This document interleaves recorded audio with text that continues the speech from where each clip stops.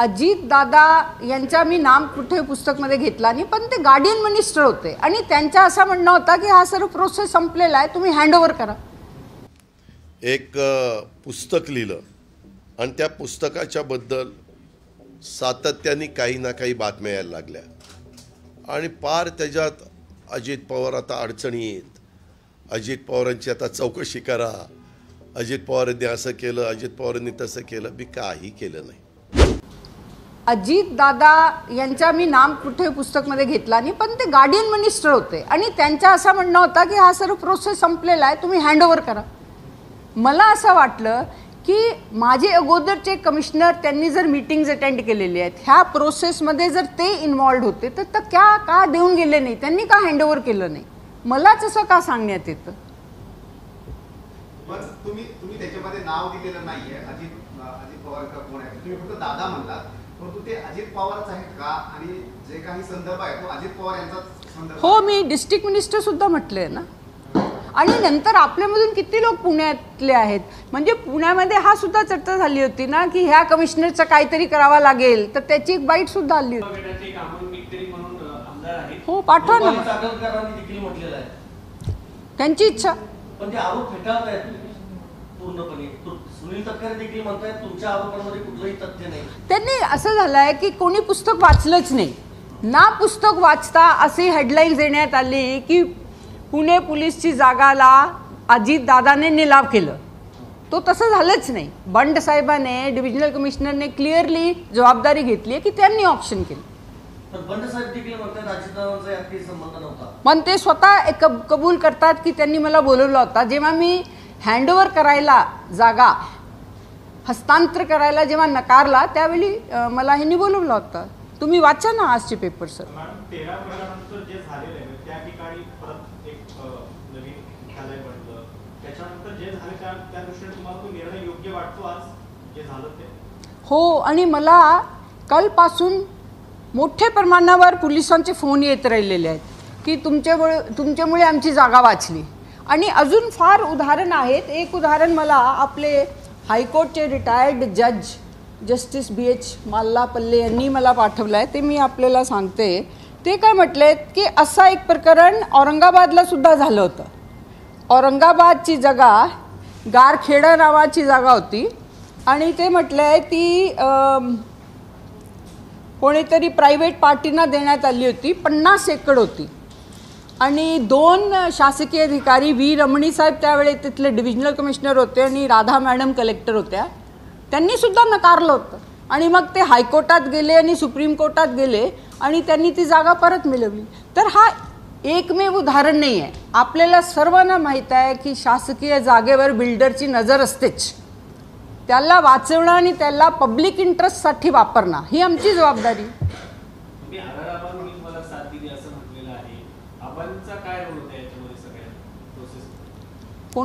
कोणी साथ दिली? त्यांनी मीटिंग घेतली होती. त्या मीटिंगमध्ये मी माझी पुस्तक, तुम्ही माझा चॅप्टर वाचून घ्या त्या मीटिंगमध्ये RR सर होते, आपले होम सेक्रेटरी होते आणि पुणे पोलीसचे प्रतिनिधी होते आणि होम डिपार्टमेंटचे प्रतिनिधी होते. तर त्यात पहिले सुरुवातीला 3 एकर जागा कोणी देणारच नाही पोलीस खात्याला. ह्याच्यानंतर आम्हाला जागा मिळणार नाही, आमच्या लोकांना कार्यालय भेटणार नाही, आमच्या लोकांना क्वार्टर्स भेटणार नाही. त्यावेळी होम मिनिस्टर खुर्चीवर होते, त्यांनी त्यांची भूमिका बदलली आणि ते आमच्याशी अग्री झाले. आणि मग कोर्टाला, हायकोर्टाला सुद्धा जिथे हा बिल्डर गेलेला होता की मला जागा परत द्या, कळवण्यात आलं की शासनाने आपला निर्णय बदललेला आहे. ही त्यांची भूमिका होती.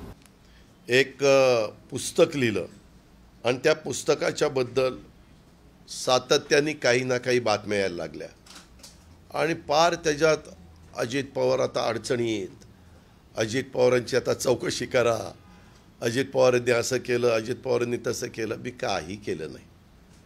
मी आपल्याला सगळ्यांना सांगतो की त्याच्या संदर्भात मी एक क्लिप बघितली एका चॅनलला. तत्कालीन विभागीय आयुक्त आणि राज्य शासनाचे म्हणजे दिलीप बंड यांनी सविस्तर स्पष्टीकरण केलं. त्याच्यामध्ये सदर प्रकरणातील कागदपत्रांचं मी अवलोकन केलं. ते बघता 2008 साली हे प्रकरण सुरू झालेलं होतं.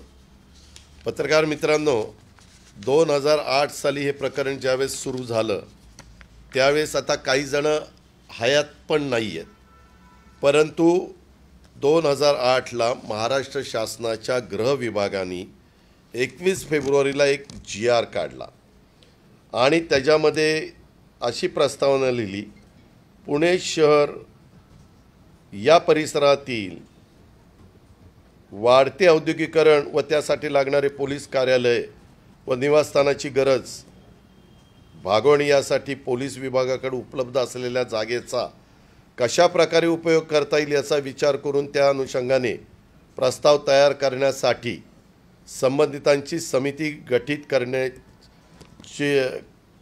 करण्याची बाब शासनाच्या विचाराधीन होती. शासन निर्णय या बाबींचा विचार करून पुणे शहर परिसरात पोलीस विभागाकडे उपलब्ध असलेली जागेची पाहणी करून सदर जागेचं पोलीस कार्यालय व निवासस्थानाची गरज भागवण्यासाठी कशा प्रकारे उपयोग करता येईल हे तपासून त्यानुसार प्रस्ताव शासनास सादर करण्याकरता खालील प्रमाणे समितीची गठीत करण्याचा शासन मान्यता देण्यात येत आहे. समितीचं स्थान, त्याच्यात अध्यक्ष विभागीय आयुक्त महसूल पुणे, जिल्हाधिकारी सदस्य पुणे, पोलीस आयुक्त पुणे सदस्य पुणे, PMC कमिशनर सदस्य, अप्पर पोलीस आयुक्त प्रशासन सदस्य सचिव, मुख्य अभियंता सार्वजनिक बांधकाम विभाग पुणे. उपरोक्त समितीनं आपला अहवाल व प्रस्ताव 3 महिन्यात शासनास सादर करावा. महाराष्ट्राचे राज्यपाल यांच्या आदेशानुसार गृह विभागाच्या कार्यसन अधिकाऱ्याचं सहीचं ही 6 जणांची समिती नेमली. त्याचं हे पत्र हे 21 फेब्रुवारी 2008चं. ते पत्र झाल्यानंतर त्याच्या संदर्भात ती कमिटी बसली असेल, काय झालं असेल मला त्याच्यामध्ये माहीत नाही, कारण ते डिपार्टमेंटच वेगळं असल्यामुळे माझा तसा अर्थार्थी काही त्याच्याशी संबंध नव्हता. परंतु त्या संदर्भामध्ये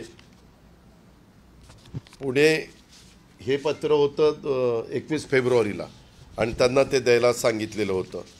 त्याच्या संदर्भात समितीनं अनेकदा बसले, समिती गठन झाली. 21/2/2008ला जे मी आत्ता सांगितलं, शासनाने गठीत केलेल्या समितीचा अहवाल शासनाला प्राप्त झाला 5/8/2008ला, म्हणजे 6 महिन्यांनी. सदर अहवालावर शासन स्तरावर निर्णय होऊन 28/8/2009 रोजी पत्रानुसार एका कंपनीला निविदा अंतिम करण्यात त्या ठिकाणी आली. त्याच्या आधी म्हणजे आता 28/8ला ज्यावेळेस नाही 5/8ला हे आलं, म्हणजे अहवाल आला. अहवाल आल्यानंतर त्याच्यामध्ये एक अशी पण तत्कालीन त्यावेळेसचे गृहमंत्री यांच्या दालनामध्ये एक बैठक झाली.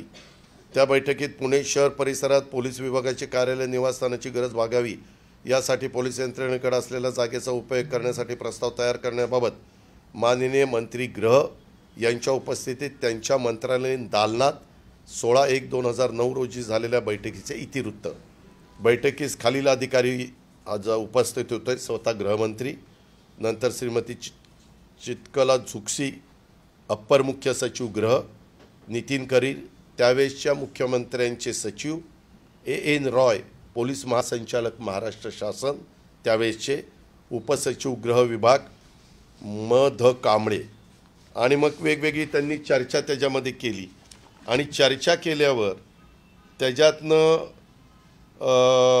येरवडा पोलीस स्टेशनकरता निविदा मागून BOT तत्वावर एक पथदर्शी प्रकल्प राबवण्याकरता प्रकल्पाचे आर्थिक विश्लेषण मुख्य अभियंता सार्वजनिक बांधकाम विभाग पुणे यांच्याकडून तयार करून घेण्याच्या सूचना विभागीय आयुक्तांनी दिल्याचे अप्पर मुख्य सचिव गृह यांनी मंत्री महोदयांना सांगितले.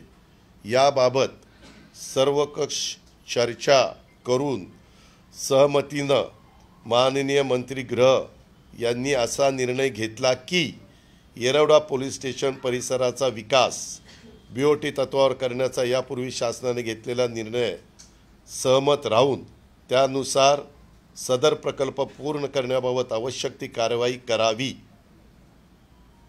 असे सूचित केले आणि उपस्थितांचे आभार मानून बैठक संपली. हे झालं जानेवारीमध्ये. त्याच्यानंतर समितीच्या सर्व सदस्यांच्या सहीची कार्यालयीन टिप्पणी पाहिजे असेल तर ती पण टिप्पणी इथं आहे. ती त्यांनी जे काही कुणाकुणाचं काय मत आहे, विभागीय आयुक्त दिलीप बंड यांनी अलॉटमेंटच्या संदर्भातलं ते एक पत्र इथं आहे. त्याच्यानंतर कंपनीनं शासनाला 1 कोटी धनाकर्षाने मुदत ठेवीच्या बाबतीतलं पत्र आहे. त्या कंपनीने शासनाला केलेल्या करारनाम्याचं पत्र त्या ठिकाणी आहे. कंपनीबरोबर करारनाम्याची अंमलबजावणी करणं शक्य नाही याबाबत शासनाने पुन्हा पत्र दिलं. मी ह्याच्यामध्ये खोलात गेल्यानंतर बाबा हा निर्णय सगळा झालेला होता आणि मग नंतर काय झालं तर हा निर्णय काही कुणामुळं बदलला गेला नाही. काही जण असं दाखवतात किंवा मी विरोध केला म्हणून काल ज्यांनी दिल्लीमध्ये पत्रकार परिषद घेऊन सांगितलं तसं ह्याच्यात दिसत नाही. ह्याच्यामध्ये काय झालं, एक कंपनीच्या संदर्भामध्ये ईडीनं काहीतरी पुढची कारवाई केली आणि त्याच्यामध्ये ही कंपनी होती असं काहीतरी पुढं आलं आणि त्याच्यामुळं हे सगळं सरकार दरबारीच सगळं रद्द करण्याचा निर्णय घेण्यात आला.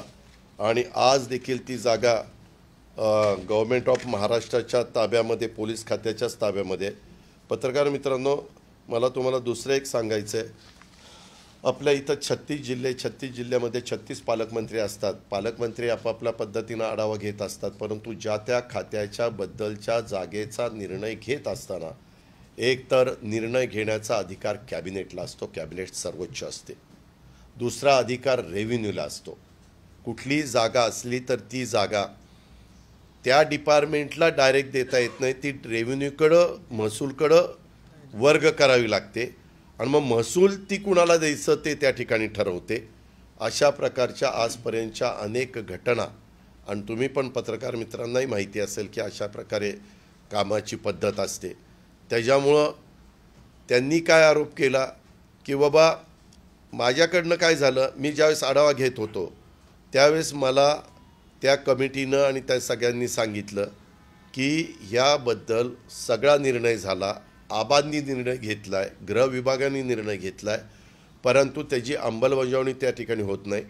ज्यावेळेस एखाद्या कमिटीतले लोक पालकमंत्री म्हणून मला सांगतात त्यावेळेस आम्ही विचारतो कोण काय हे करतं, तर त्यांनी सांगितलं की CPंनी सांगितलेलं आहे की मी काही ते देणार नाही.